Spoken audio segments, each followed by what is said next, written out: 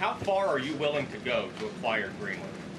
You'll find out. If a consequence of your determination to take control of Greenland is the ultimate breakup of the NATO alliance, is that a price you're willing to pay?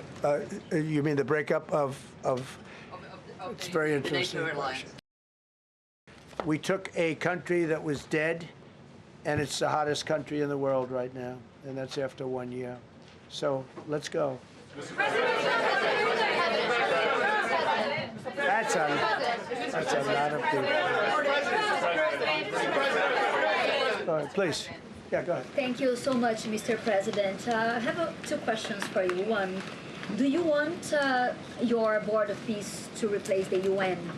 Well, it might. I mean, the UN just hasn't been very helpful. I'm a big fan of the UN potential, but it has never lived up to its potential. The UN should have settled every one of the wars that I settled. I never went to them. I never even thought to go to them. They should be able to settle those wars. They don't. I believe you got to let the UN continue because the potential is so great.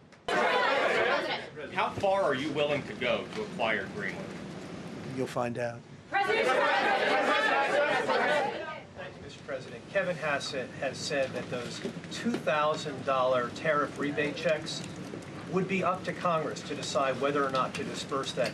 Do you agree with Kevin Hassett on that, or do you think you can do that unilaterally? No, I don't think we would have to go the Congress route, but we'll find out. The reason we're even talking about it is that we have so much money coming in from tariffs that we'll be able to issue at least a $2,000 dividend and also pay down debt for the country. But we'd do a $2,000 dividend to the people of our country. We would probably set a limit of, income limit where it made sense. But we will be able to make a very substantial dividend to the people of our country. I believe we can do that without Congress. Go ahead. President Gavin Newsom is going to be at Davos if he's not already there. You're probably going to run into him. I presume that this is for him to raise his platform for 2028, but what do you anticipate his foreign policy platform is going to be? I don't know. I mean, I don't know that he's going to be the nominee. I know this. I had a very good relationship with Gavin Newsom when we were, in office together. I was president. He was the governor of California. We had he would talk about it often. And somewhere we just went astray. I just hate the way California is being run. We actually have people leaving. It's never happened before, but I hate the way it's being run.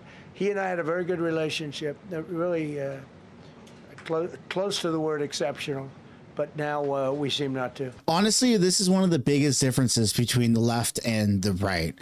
Chances are, if you're watching this, you don't like Gavin Newsom. And chances are, even President Trump to this day, right now, today, doesn't like Gavin Newsom in the direction that he's taking California and all the weird things that Gavin Newsom's been saying and doing online and press conferences and yada, yada.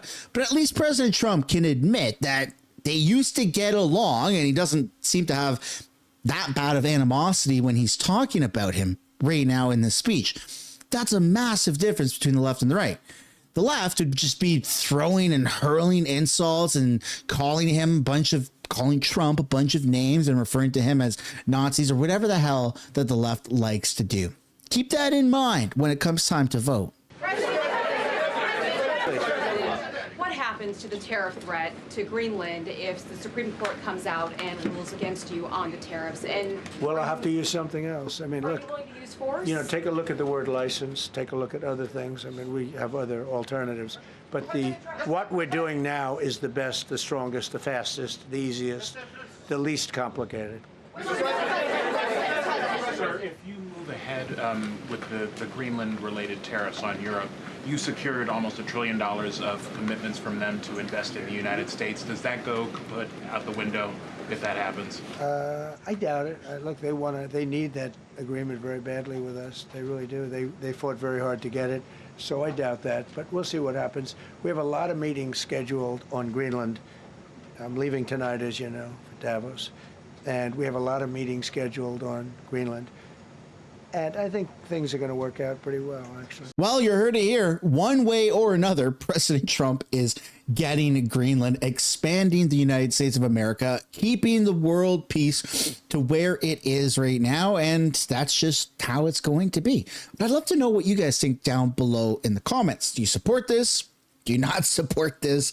Let me know what you guys think. Thank you, Mr. President. Could you still go to Paris for the G7 emergency meeting as offered by President Macron? No, I wouldn't do that. No. Because, you know, Emmanuel's not going to be there very long. And, you know, there's no longevity there. He's a friend of mine. He's a nice guy. I like Macron. But he's not going to be there very much longer, as you know. And I think, you know, I have meetings with the people that are directly involved, not some of the people you're talking about.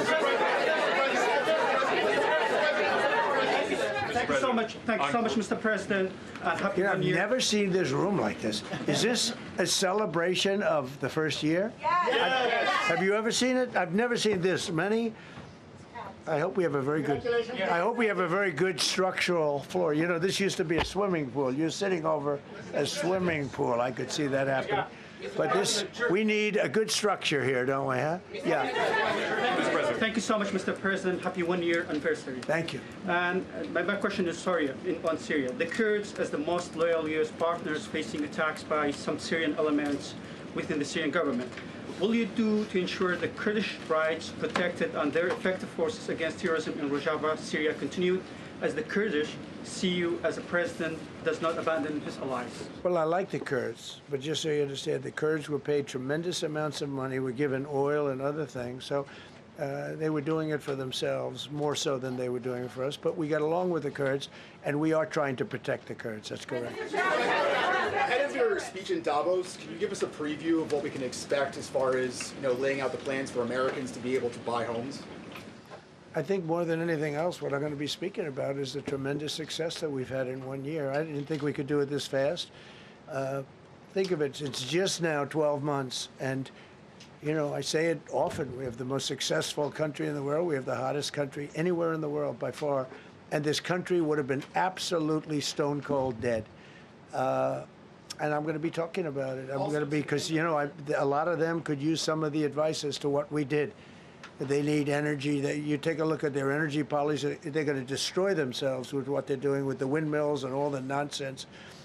They need energy help badly, or they're going to be in big trouble, and they need immigration help badly. How much longer do you want to go? Call with. I do. I have a very important call with President Erdogan, who I like a lot. One or two more questions.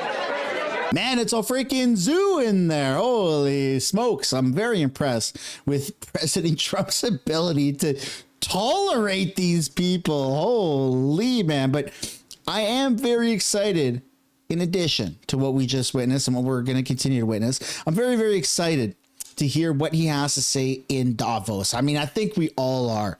Let me know down in the comments if you think he's gonna rip them apart. Oh man, that would be phenomenal. Go ahead. Thank you, Mr. President. Thank you, Mr. President. During Go your ahead, second... please. Go ahead. One question about Yes? Thank you, Mr. President. The red blouse. Go ahead. You talked a lot at the beginning of this about the economy, some positive economic indicators. Polling shows the majority of Americans don't feel the economy is doing well. Are you worried you're making the same mistake as President Biden? No, I hope I don't make the same mistake as him. Look, I inherited a terrible, it's a great question, because we inherited a terrible, terrible mess between the border, between all the problems. The whole country was falling apart. And in 12 months, less than 12 months, in 12 months, we have the strongest border we've ever had. We have prices that are much, much lower than they were for the last. We inherited very high prices. We inherited, remember this, inflation was at a historic high. We had never had inflation like that. They say 48 years, but whether it's 48 years or ever, we had the highest inflation, in my opinion, that we've ever had. Prices, because of that, were very high. I inherited, we brought down eggs immediately. Remember the first news conference, they were screaming at me about eggs. I was in the position for 2 days, and they're screaming. We brought eggs down to lower than what they were before. And by the way, they continue that way. We brought the prices down from when I came into office and from what Biden had, way down. We're going to bring them down further. But the job we did is a miracle. One of the reasons I'm doing this today is to explain. We inherited a mess, and we've made it a beautiful, beautiful picture. Think of gasoline at $1.99 in many states. $1.99 a gallon. It was $4.50, $5, in some cases $6 or $7. We're at $1.99. And energy is so big that with energy, everything else comes down. But the prices are coming way down, and we're going to bring them down further. But we started up here with these guys. We inherited a country that was broken. We inherited a country, and I have a very warm spot. We've done very well with Venezuela. And by the way, that even in itself is going to help us bring down the oil prices. I mean, the Venezuelan oil, we've taken 50 million gallons of oil. We've taken 50 million barrels of oil out of Venezuela in the first 4 days. We've got millions of barrels of oil left. We're selling it on the open market. We're bringing down oil prices incredibly. And when they come down, and they've already come down, again, $1.99 a gallon for oil. Nobody thought they'd ever see it. All right, one or two more. Go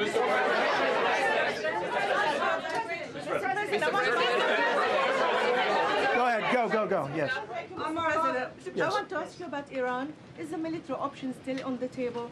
And can you assure us that the killing in Iran has stopped?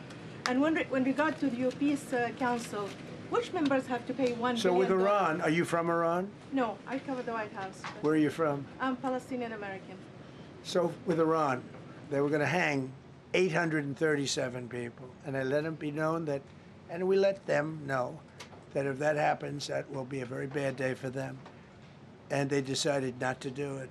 They didn't hang the people. I can't tell you what's going to happen in the future, but supposedly they've taken that off the table. But they were going to, last week, they were going to hang on Thursday or Wednesday. They were going to hang, I think, 837 people, and they didn't hang anybody. So we're just going to have to see what happens with Iran. Is the military option off the table?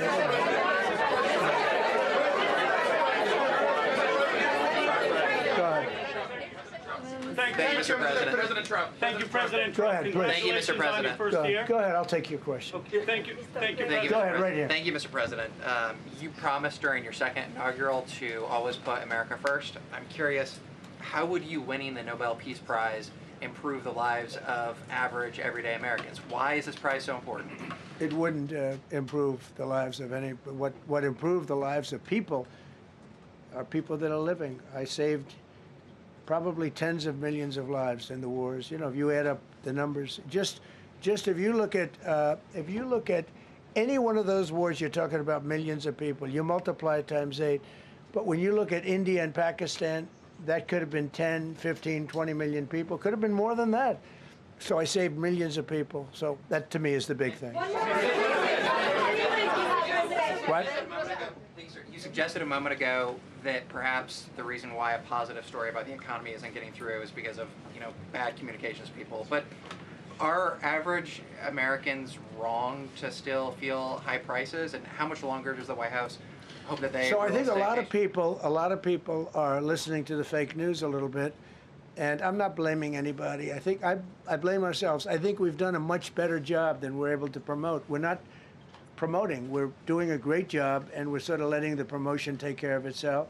One of the reasons I'm doing this news conference, I think it's important. We have taken a mess and made it really good. It's going to get even better.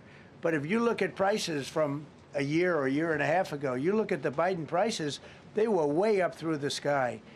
And, they use the word affordability. They just say affordability, and they don't talk about it. They created the affordability problem, and we are solving it. We have solved a lot of it. Again, everybody agrees in this room, I think, gasoline prices have come per gallon way down.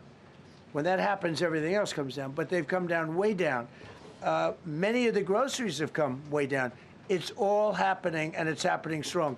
But if you go back a year and a half, 2 years, take a look at those prices and look at the prices now. Seriously, he's just spitting facts. I mean, the prices of groceries, the prices of home heating, of homes, of fuel, the prices in America are going down, and it's phenomenal because affordability is now more readily available to everybody else. When you compare affordability in America to, I don't know, off the top of my head, Canada, it's not even close. The average price of a home in Canada is like over $550,000 for a, let's be honest, a shit box, like not a very big home, just your standard, 1,800 square foot home with a bit of a yard, a home, but not a very, very, very nice home. 550 grand in America. It's not even close. Like what, 380, under 400. Like it's such a vast difference in price when you just take a look at Canada, which borders America. So clearly America, specifically President Trump, is doing something right.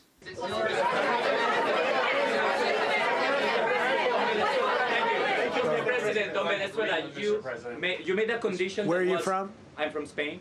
Nice place. Thank you. You made a condition that the political prisoners should be freed. It seems that they are not being as fast as they promised in the beginning. Would that be an issue for the current government? They've agreed that they're going to let, I guess, most of them out. Or depends on what they did. But they have released a lot of. Released a lot of political prisoners in Venezuela. Mr. President, earlier on last year, you had mentioned, you had indicated that you wanted to take back the Panama Canal. I know we've heard a lot about Greenland. Is that still on the table? I don't want to tell you that. Sort of. I must say, sort of. That's sort of. Okay, one more. Yes, blonde, blue. Yes, go ahead, ma'am. Go ahead with the blue, holding the computer. If a consequence of your determination to take control of Greenland is the ultimate breakup of the NATO alliance, is that a price you're willing to pay? You mean the breakup of it's very interesting. NATO alliance. So I think something's going to happen that's going to be very good for everybody. Nobody's done more for NATO than I have, as I said before, in every way. Getting them to go up to 5% of GDP was something that nobody thought was possible, and pay. At 2%, they weren't paying. At 5%, they are paying. And they're buying a lot of things from us, and they're giving them, I guess, to Ukraine. That's up to them, but they're giving them to whoever they're giving them to, but they're buying a lot.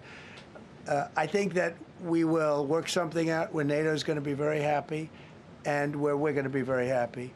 But we need it for security purposes. We need it for national security and even world security. It's very important. How about it? Thank you very much. First of all, last year you told me that you believe that the reason you won the election is because God put you in this place so that you could save the world. Looking back 1 year, do you feel like God is proud of the effort that you've put in? I do, actually. I think God is very proud of the job I've done. And that includes for religion. You know, we're protecting a lot of people that are being killed. Christians, and Jewish people, and lots of people are being protected by me that wouldn't be protected by another type of president. No, I think a lot of people are very proud of the job we've done. We've had an amazing year. This has been one of the greatest years. Even some people that wouldn't necessarily love me instinctively, they're saying this was an incredible year. We've had an incredible year economically. Look at our border. Our border was a disaster. People pouring. It was an invasion into our country of a lot of very bad people. Good people too, but a lot of very bad people from prisons and drug dealers and gangs and horrible people, murderers, thousands and thousands of murderers allowed into our country. And we now have the strongest border of any country. There's probably not a country, I guess North Korea has a pretty strong border, by the way, but there's not a country in the world that has a border like we do. And we took it from the worst border. We had the worst border in the world. Now we have one of the strongest borders in the world. One more question. Mr. President, you said you're hoping something's going to get worked out in Greenland, but Greenlanders have made it clear they don't want to be part of the U.S. Well, what gives the U.S. the right to take away that self-determination? When I speak to them, I'm sure they'll be thrilled. Mr. President, are you committed to keeping the U.S. in NATO? I've had such a good relationship. I've made it so much better, so much stronger. It's so good now. NATO is so much stronger now. I don't agree with a lot of the things they've done, but that was done before I got there. I think NATO's been good. Sometimes it's overrated, sometimes it's not. But we have a strong NATO. When I came here, we had a weak NATO. We had a NATO at 2%, and they weren't paying. You had a nothing NATO. NATO's, whether you like it or not, it's only as good as we are. If NATO doesn't have us, NATO is not very strong. Yes,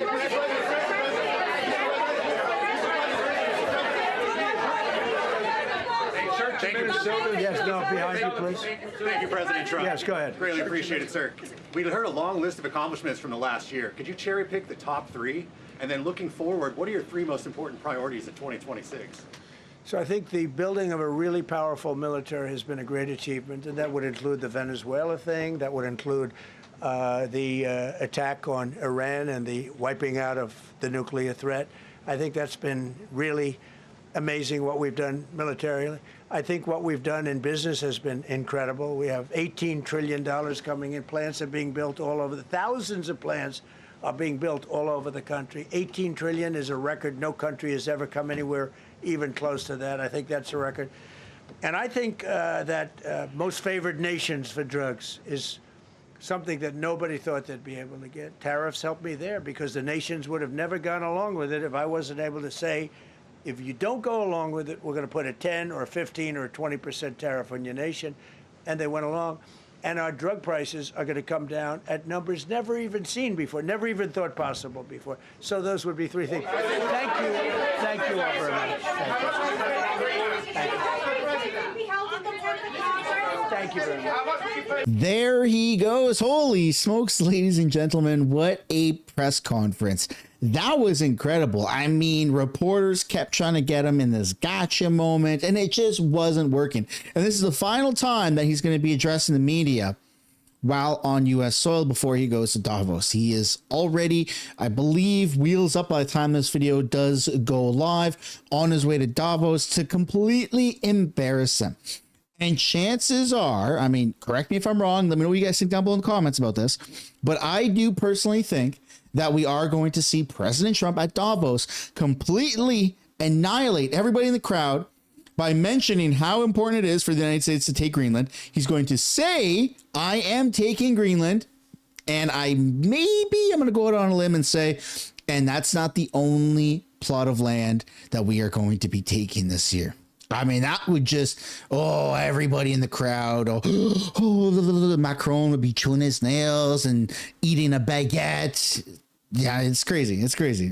I mean, that's what I'm assuming, but we'll have to wait and see how that does play out. I'd love to know what you guys think down below in the comments. Did you enjoy that? Did you enjoy what President Trump said? Did you enjoy the questions? There's some good questions in there. There's some weird ones, but there's some good ones.